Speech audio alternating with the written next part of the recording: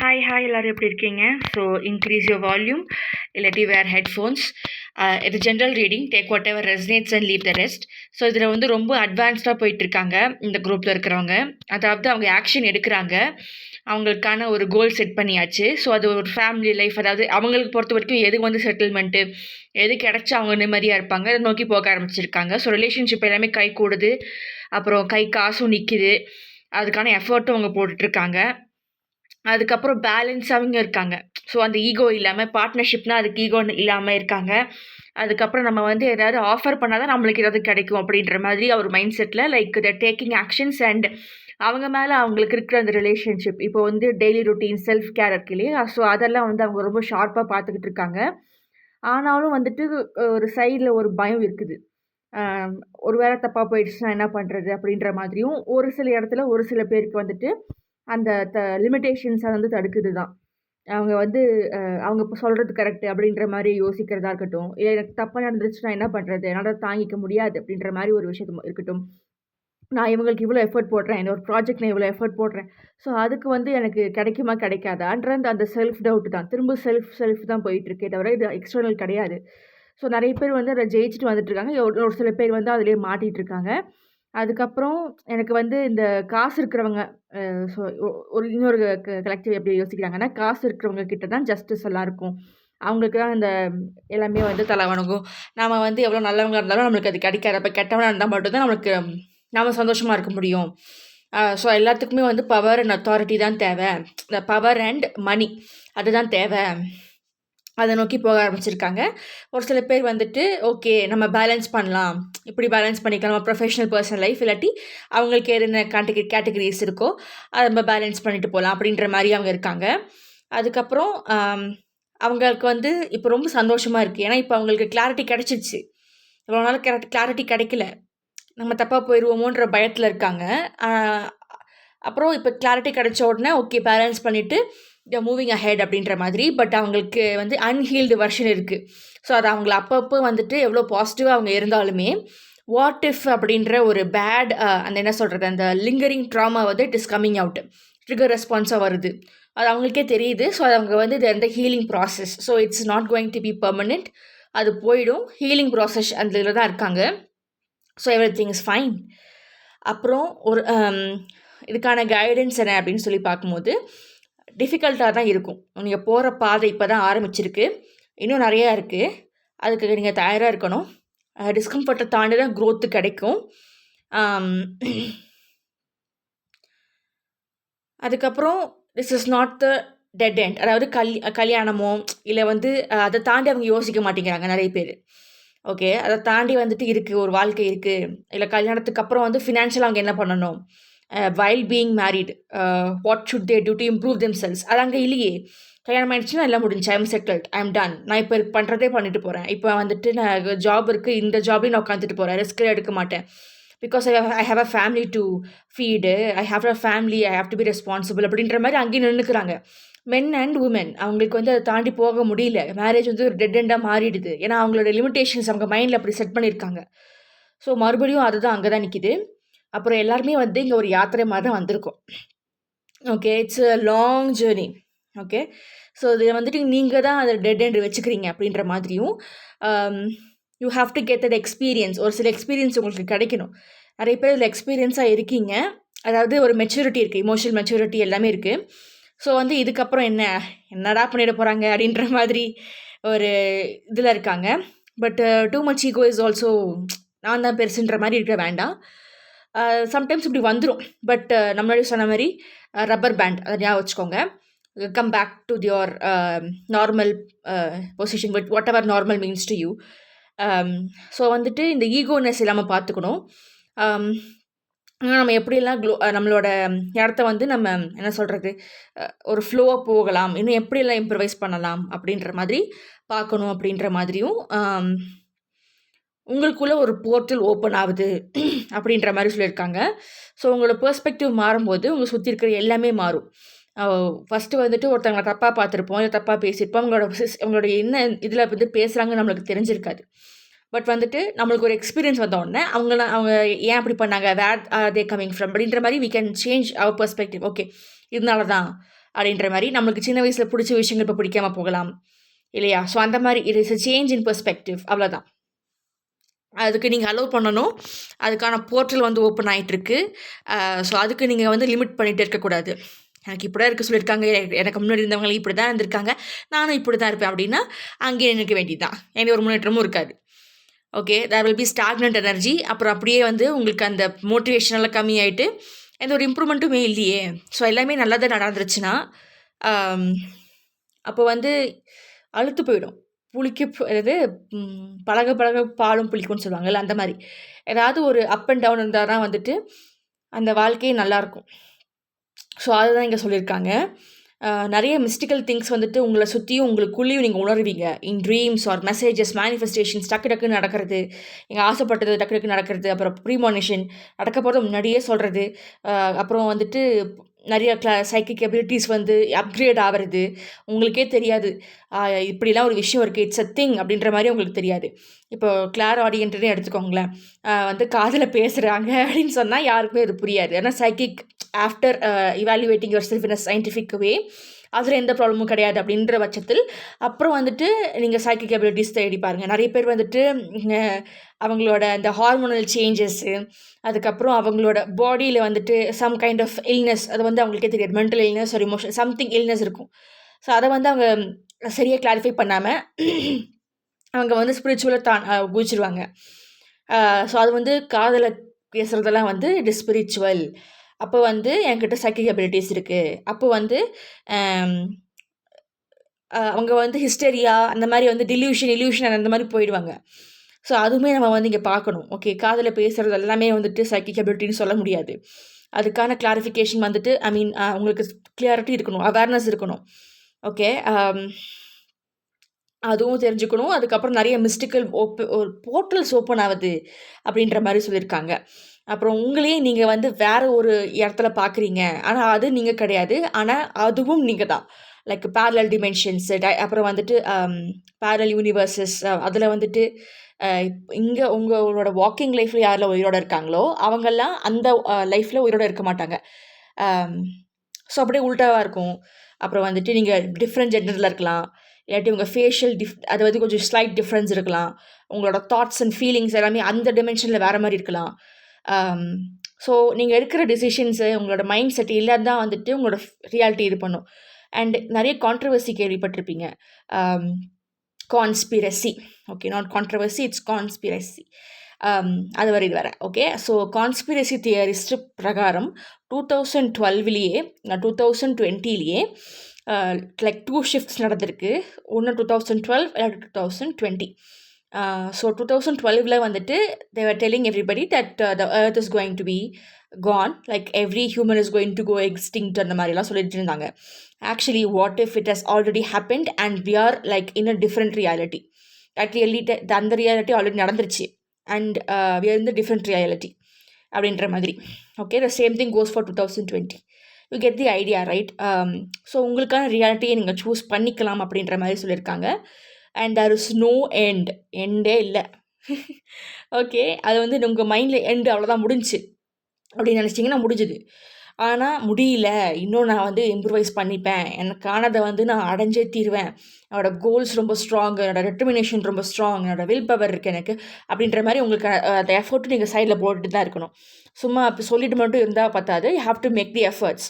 நிறைய பேர் இந்த எஃபர்ட்ஸும் போட்டுட்டு they're going through the manifestation, அவங்களுக்கு டக்கு டக்குன்னு கிடைக்குது, இது வெரி அமேஸ்ட், வேறு என்ன பண்ண முடியும், வேறு என்ன அப்படின்ற மாதிரி தேர் கோயிங், இன்னும் நோண்டிட்டு போகிறாங்க, இன்னும் எனக்கு தெரியணும், இன்னும் வேறு என்னெல்லாம் என்னால் பண்ண முடியும் அப்படின்ற மாதிரி they are getting in touch with different people from different communities. அவங்களுக்கு இன்னும் நிறைய இன்ஃபர்மேஷன் கிடைக்குது, நிறைய ரிசர்ச் பண்ணிகிட்டு இருக்காங்க. ஸோ இது மாதிரி விஷயங்கள் நடந்துகிட்டே இருக்குது. நிறைய mystical things are happening inside the body and outside also. அவங்களால நம்பவே முடியல அப்படின்ற மாதிரியும் ஒரு சில சுச்சுவேஷன்ஸ் போயிட்டுருக்கு. அதுக்கப்புறம் ஸோ உங்களோட ஹையர் செல்ஃபு, மாஸ்டர் அசண்டட் மாஸ்டர் கூட பேசுகிறது, அதுக்கப்புறம் ஹையர் செல்ஃபு, மாஸ்டர்ஸ், அசண்டட் மாஸ்டர்ஸ்க்கு அப்புறம் என்ன வருது, இன்னர் அட்வைசர். ஸோ உங்களுக்குள்ளேயே நீங்கள் போய் உங்களுக்குள்ளே இருக்கிற தெய்வத்தன்மை கிட்ட நீங்கள் எப்படி காண்டாக்ட் பண்ணுறது அப்படின்னு பார்க்கும்போது சைலன்ஸ். மெடிடேஷன் பண்ணும்போது கூட நிறைய பேர் வந்து தப்பாக பண்ணுவாங்க. அது எப்படின்னா, எனக்கு இது வேணும், அது வேணும், நான் இதை பண்ணணும் அதை பண்ணணும் அப்படின்ற மாதிரி யோசிச்சுட்டே இருப்பாங்க எதையாவது மைண்டுக்குள்ளே. இல்லாட்டி ஏதாவது ஒரு பாட்டு பாடுவாங்க மெடிடேஷனில். ஸோ உங்கள் மைண்டு வந்து ஒரு ஸ்டெடியாகவே இருக்காது. ஸோ அது வந்து மெடிடேஷன் கிடையாது. நீங்கள் வந்து அமைதியாக இருந்துட்டு பிரெத் ஒர்க்கு மட்டும் கான்சன்ட்ரேட் பண்ணுங்கள். அப்போ வந்து you'll go to trance state. Okay. So இது வந்து நான் சொல்கிறதெல்லாம் வந்து நீங்கள் நல்லா ரிசர்ச் பண்ணிவிட்டு உங்களுக்கு அது ஒத்து வருதுன்னா பண்ணுங்கள், ஒத்து வரலன்னா விட்டுருங்க. ஸோ இந்த மிஸ்டிக் அக்கல்டிஸ்ட் இதெல்லாம் வந்து it is not for everybody. Okay. Maybe your journey is different. So அது வந்து நான் சொல்கிறதெல்லாம் வந்துட்டு should have a clear mind set ஸ்ட்ராங்காக இருக்கணும். அப்புறம் வந்துட்டு பயமாக இருக்குது, இதெல்லாம் எனக்கு ஒன்றும் தேவையில்லை அப்படின்ற மாதிரி நினச்சிங்கன்னா டோன்ட் வாண்ட், அது தேவையே இல்லை. Okay, you can let it go. ஆனால் ஃபுல் ரிசர்ச் எதுவாக இருந்தாலும் ஃபுல் ரிசர்ச் பண்ணணும். ஓகே, ஃபுல் ரிசர்ச் உங்கள் சைட்லேருந்து பண்ணணும். மற்றவங்க சொல்கிறத வச்சு மட்டுமே நீங்கள் இது பார்க்கக்கூடாது. அதுக்கப்புறம் ஒரு தனிமையில் இருக்கும்போது வந்து நிறைய பேர் பயப்படுவாங்க. தனிமையில் இருந்தால் பயம் வந்துட்டு ஒரு மாதிரி ஃபீல் பண்ணுவேன். எனக்கு வந்து எதெல்லாம் வந்து சப்ரெஸ்டாக இருக்கோ அதெல்லாம் எனக்கு ஞாபகத்துக்கு வரும். 10 வருஷத்துக்கு முன்னாடி நடந்த சண்டைகள், நான் அங்கே அசிங்கப்படுத்தினது, என்ன அவங்க அசிங்கப்படுத்தினது, அந்த மாதிரியெல்லாம் நீங்கள் வந்து யோசிக்க ஆரம்பிப்பீங்க. ஸோ அதெல்லாம் வந்து சப்ரெஸ்ட் இமோஷன் அப்போ தான் உங்களுக்கு தெரிய வரும். அப்போ தான் நீங்கள் அதை சரி பண்ணுவீங்க. ஓகே, ஸோ அது நிறைய பேர் பயப்படுவாங்க. தனியாக இருக்கிறதுக்கு ரொம்ப பயம். அப்போ நீங்கள் சைலண்ட்டாக இருக்கும்போது தான் உங்களுக்கு என்ன நீங்கள் மிஸ் பண்ணுறீங்கிறது உங்களுக்கு தெரியும். அது சரி பண்ணிட்டீங்கன்னா you can go. Pilgrimage start ஆகும். இன்னும் ஜேர்னி வந்துட்டு ஸ்டார்ட் ஆகிட்டே போகும். லைக் டிஃப்ரெண்ட் டைமென்ஷன்ஸில் போயிட்டே இருக்கும். You will get what ever you want and more. Okay. வேறு வந்துட்டு இப்போ ஒரு குகைக்குள்ளே போகிறீங்க அப்படின்னா அந்த குகைக்குள்ளே அப்படி என்ன இருக்குது உங்களை உள்ளே இழுத்துட்டு போகிறதுக்கு? ஸோ உங்களுக்குள்ளே என்ன இருக்குதுன்னு நீங்கள் தெரிஞ்சுக்கணும். நீங்கள் யாருன்னு உங்களுக்கு தெரியணுமா? அமைதியாக ஒரு இடத்துல யாரும் இந்த கொச கொச கொச கொசன்னு பேசிகிட்டு இருக்கிறது, நாய்ஸ் இருக்கிறது, இந்த இடத்த தாண்டி அமைதியாக இருக்கிற இடத்துல வந்து உட்காந்து பாருங்கள்.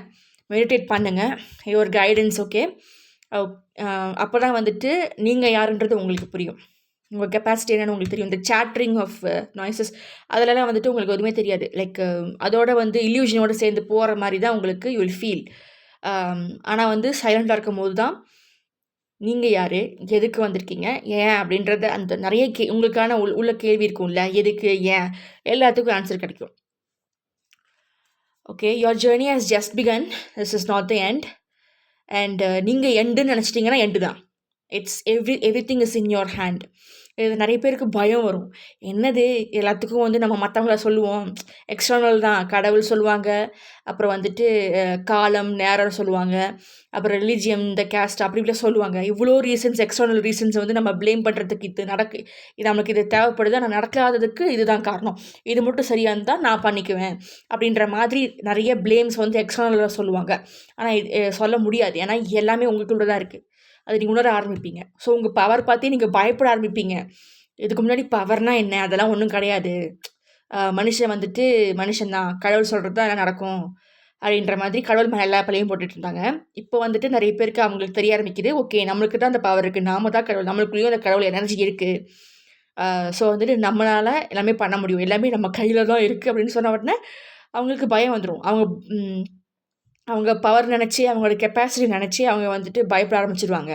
ஸோ அது ரியாலிட்டியை மிஸ் பண்ணுற மாதிரி இருக்கும், ஸ்கிப் அடித்த மாதிரி இருக்கும். ரியாலிட்டியில் இதெல்லாம் உண்மை கிடையாதுன்னு சொல்லிட்டு தேல் கோ இன் டு என்னோட டர்மாயில், இமோஷனல் டர்மாயிலுக்குள்ளே போயிடுவாங்க. ஒரு மென்டல் பிரேக் டவுன் நடக்கிறதுக்கு நிறைய வாய்ப்பு இருக்குது. ஸோ அதுலேருந்து கூட அவங்களுக்கு ஸ்பிரிச்சுவல் அவேக்கிங் நடக்கலாம், நடக்காமலும் போகலாம்.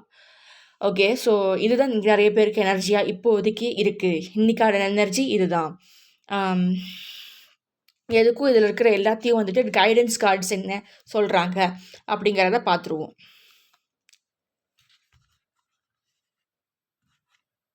பில்கிரிமேஜ்.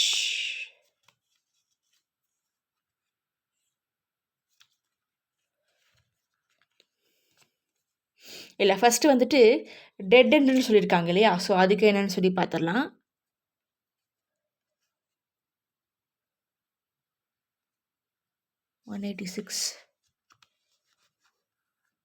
இந்த கேவே வந்துருச்சு. சரி, கேவை பார்த்துட்டு போயிடலாம். Pause to read.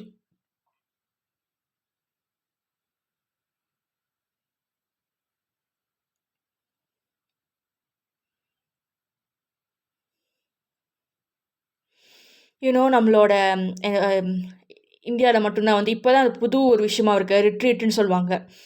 அப்புறம் வெக்கேஷன் அப்படின்ற மாதிரி நம்மளுக்கு இதை இதெல்லாம் ரொம்ப புதுசாக இருக்கும். ஆனால் வந்து வெஸ்டர்னர்ஸ்க்கு அது வந்து ஒரு ரொம்ப இயல்பான விஷயம். அவங்க வந்து எப்பவுமே அந்த 9 to 5 ஜாப் அதிலே இருக்க மாட்டாங்க. நிறைய புது புது விஷயங்கள் கற்றுக்கிட்டே இருப்பாங்க. அண்ட் அதனால தான் அவங்க ரொம்ப முன்னேற்றத்தில் இருக்காங்க. ஆனால் நம்ம தான் அதுக்கு முன்னாடி முன்னேற்றத்தில் இருந்தோம். எல்லாத்தையும் மறந்தாச்சு. நிறைய விஷயங்கள் நம்மளுக்கு லிமிட்டேஷன்ஸை நாமளே உருவாக்கிக்கிட்டோம். மனுஷன் உருவாக்கப்பட்டது, அதை மற்றவங்க நம்பினது. ஸோ நிறையா விஷயங்கள் நம்மளுக்கு வந்துட்டு நம்மளே லிமிட்டேஷன்ஸை வச்சுக்கிட்டோம்னு தான் சொல்லணும்.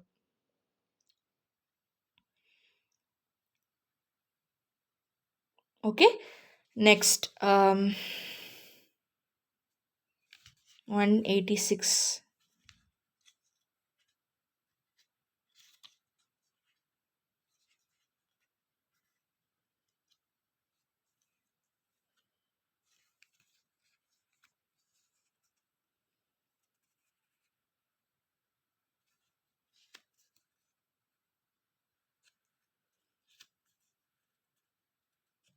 இன்னும் கொஞ்சம் the empty room.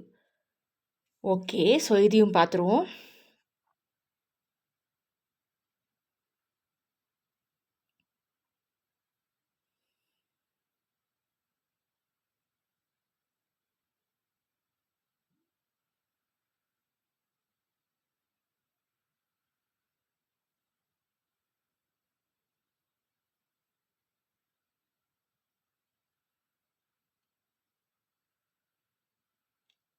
Okay, next